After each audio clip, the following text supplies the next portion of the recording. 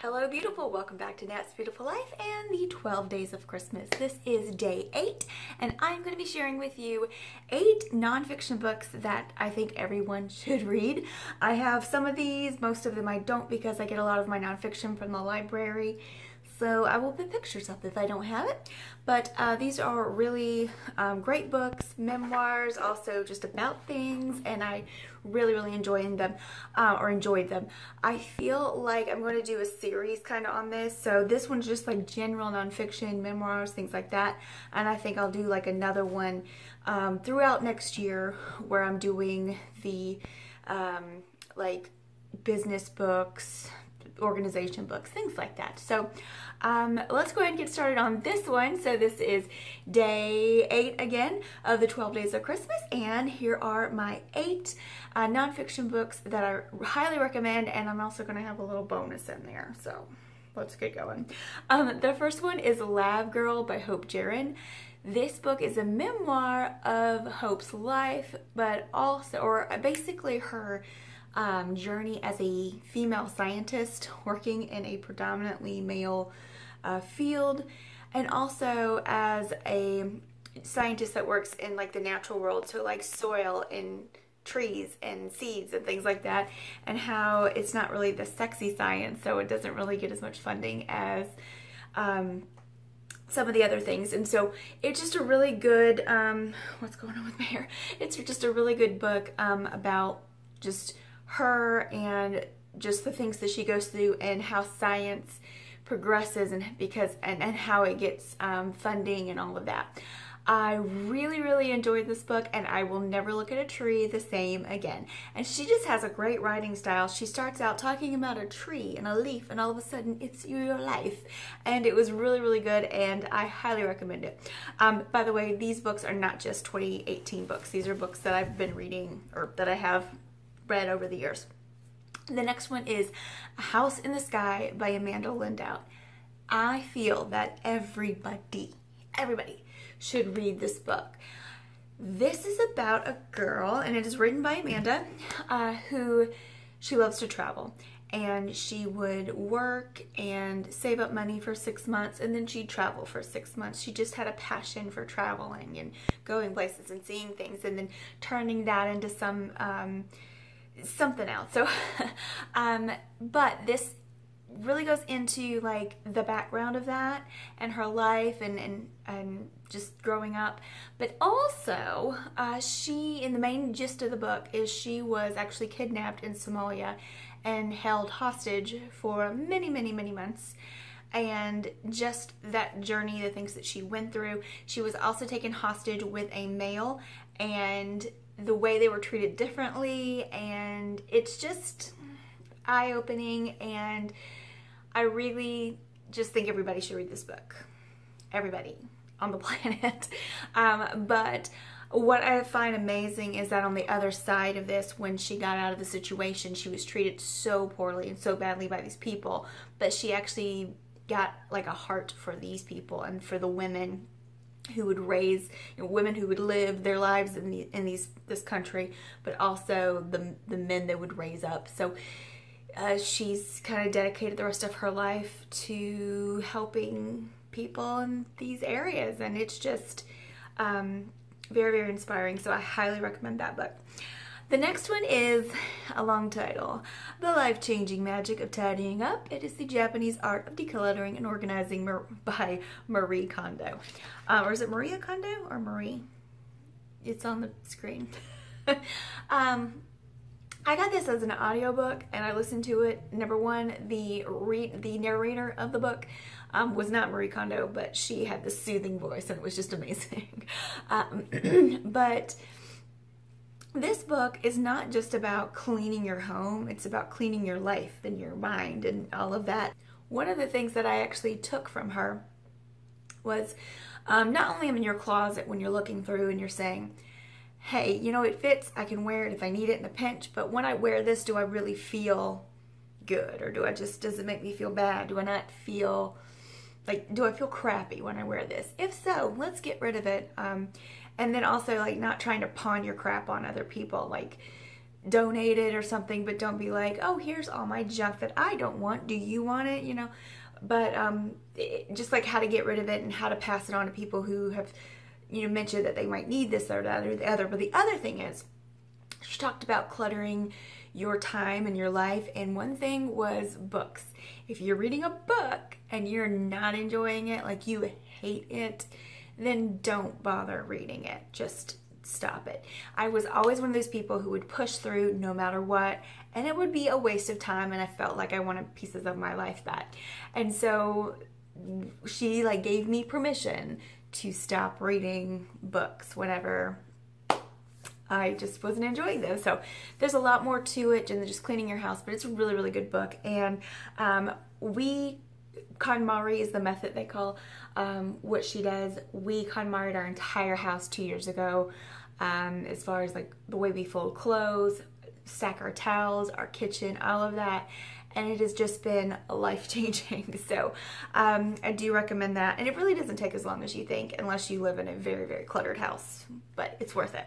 The next one is Wild by Cheryl Strayed. I just love this book, and it gave me this like yearning to just go be in the woods, and that's one thing that I love to do anyway. I love to hike. I love to be in the woods, and sometimes it's just a place that I go to reset myself. But if you don't know Cheryl Strayed, she had was very close with her mother, and she had two brothers or one brother? Maybe just one brother. But her mother died of cancer, and then she just kind of lost her way. I mean, she went crazy, and really was doing unhealthy things for her family and loved ones and herself, and was just being very, very careless with her life. And so she decided to do the Pacific Crest Trail, which goes from it might even start in Mexico, or am I wrong? Like I don't know, I could be wrong, but it goes from California up to Washington.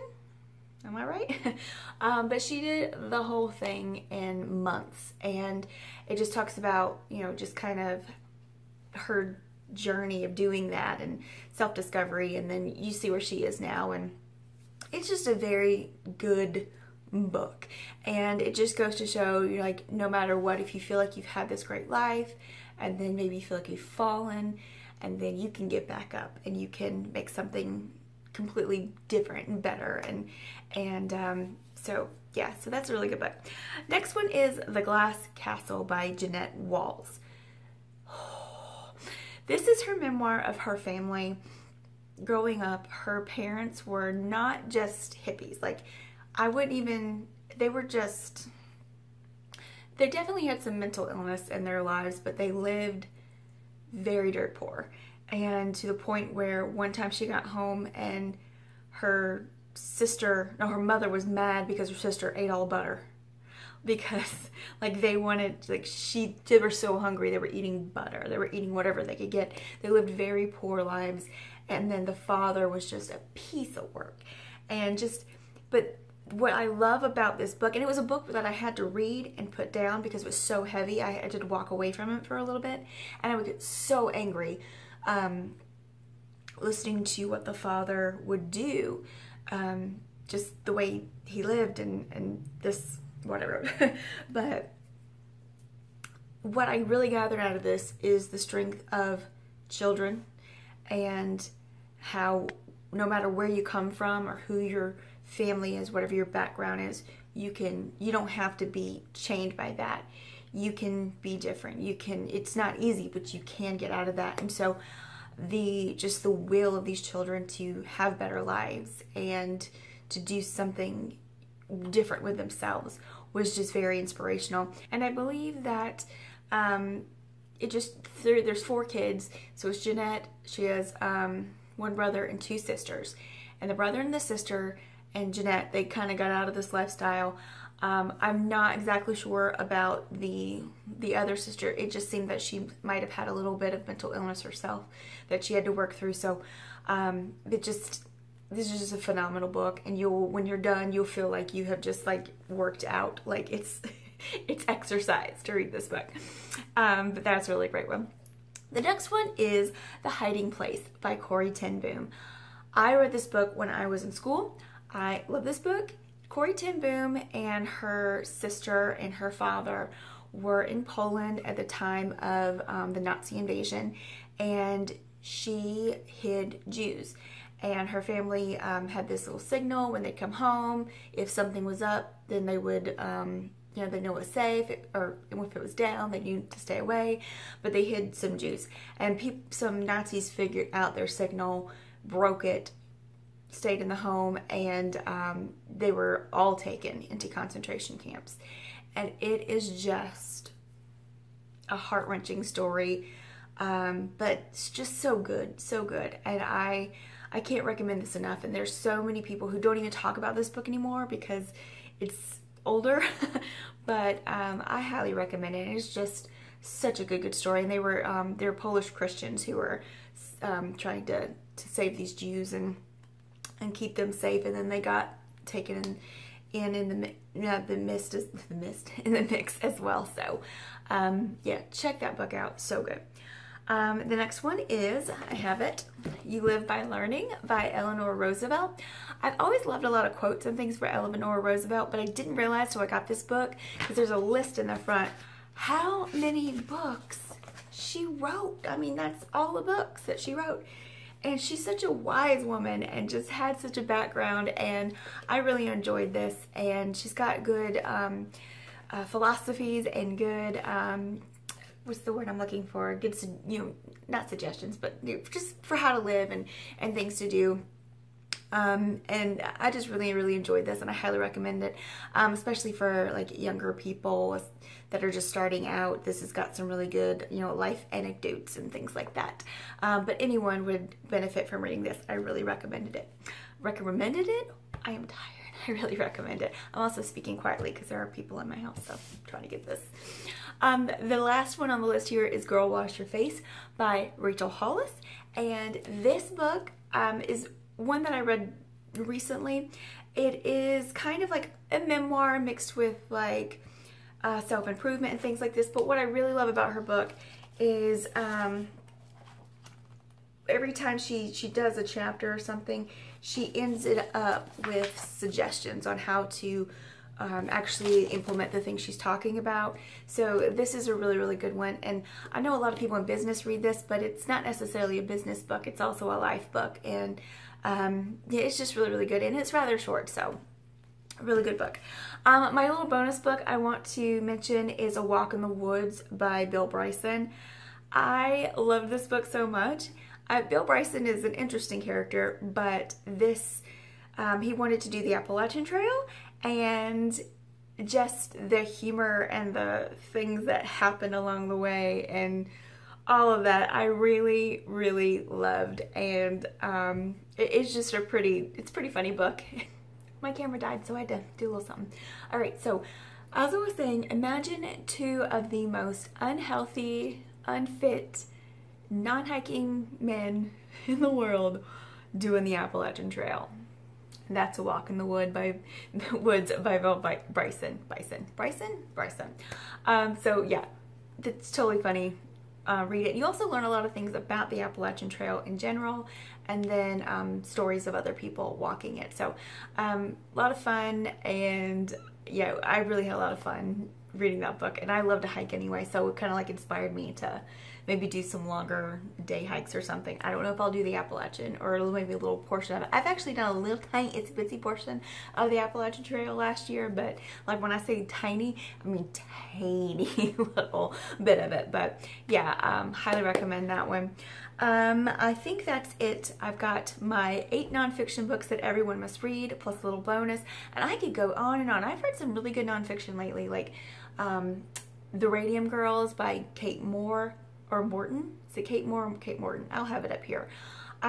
Phenomenal writer when it comes to nonfiction. Just, I mean, just so many good memoirs, and you could just really learn things just by reading other people's stories and their lives, and just, I just could I just could go on. I love it. I love to read, and that's one of the reasons I feel like you can learn things no matter what you read. So if you read fiction, nonfiction, people's lives, like memoirs, I just feel like you can learn something from everything. And I'm a gleaner. I like to glean from everything and just kind of pick up and what can I learn from these things, or I like to get new information in my head. So that's why I like to read. And yeah, so thank you guys so much for watching. I will see you guys very soon with day 9, and then I think I'm going to be filming day 10 today as well, and we'll get that up going soon. I thank you guys for watching. I'll see you right here again for the 12 Days of Christmas on Nat's Beautiful Life. Have a great day, gorgeous.